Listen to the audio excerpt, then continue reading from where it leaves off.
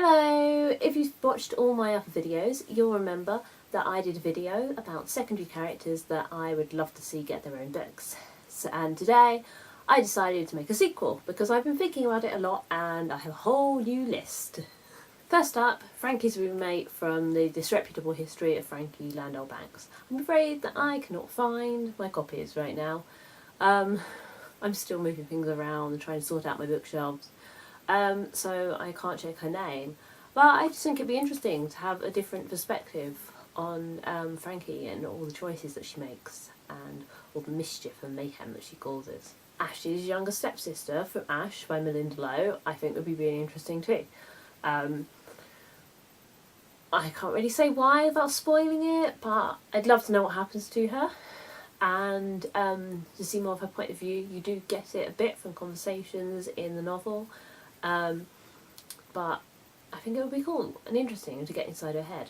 If you keep up with Bookish Brits, you'll have seen our book club video featuring the testing. And I've been thinking about the testing. I've also been thinking about the Hunger Games because they've got quite similar premises, as we mentioned in the video. And they are just full of characters whose point of view I would read about. I think that basically all the evil characters would make really fascinating narrators of books of their own. You know, there's all the other contestants in the testing who make different choices. There's President Snow from the Hunger Games. I just think it would be really cool to find out why they are so bad, and why they think the things they do. Lydia from Pride and Prejudice. Lydia, I think, you know, she's the rebel of the family, but at the same time she kind of goes along with social convention. She wants to get married and she somehow thinks this will make her life more interesting. Even though this is like readers to England, and no, Lydia, no. You should have clung to your freedom, well, comparative freedom, for as long as you could before getting married, love. You really should have. I just think that she is interesting because it was so dull to be a woman at that time, and she is kind of striving for some excitement, and I can understand that. I know there are quite a few books out there about Lydia from Pride and Prejudice, but I haven't read any because I don't know which ones are good. So let me know in the comments if you have any suggestions for me. Also, Mary, because she doesn't really appear, and I feel she could be quite interesting as a lead character. You kind of feel that her life isn't gonna really go the same way as the others. Or at least I did. I mean, she doesn't feature in it that much, but all she really wants to do is just sit there and play piano and appear intelligent. And I can kind of relate to that. From She Is Not Invisible, Mr. Walker. I can't say any more because it would be a spoiler. From Don't Even Think About It by Sarah Milanowski. I think that's how you pronounce the name. Apologies to everybody who shares that name if I got it wrong. Feel free to correct me in the comments. This book definitely has an ensemble cast. There isn't a main character, and it is kind of told with group narration. And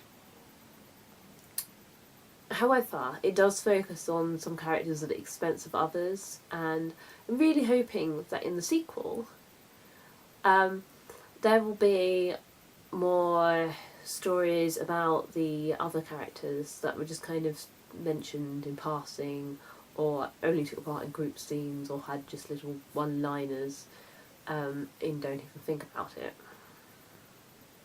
because they were all set up to have kind of quirks and to all be very different. I'm really looking forward to reading the sequel, and I hope it lives up to my expectations. Finally, from Fangirl, our latest Bookish Brits book club read, Regan. I think she's really interesting. I'd love to find out why she's made the choices that she did in her life, and you know, I can relate to her as much as I can relate to Kath, I think, because yeah, she's more of a party girl, but then so am I. You know, I don't think that being bookish and – liking to drink cocktails and dance, are activities that are mutually exclusive. I think you can do both. You can read and drink cocktails. It's amazing. Let me know in the comments if you have any suggestions for secondary characters that you think should get their own books. And if you haven't seen the previous video, just click here. Don't forget to like this video and subscribe to Bookish Brits if you haven't already, and you'll see me next time. Bye!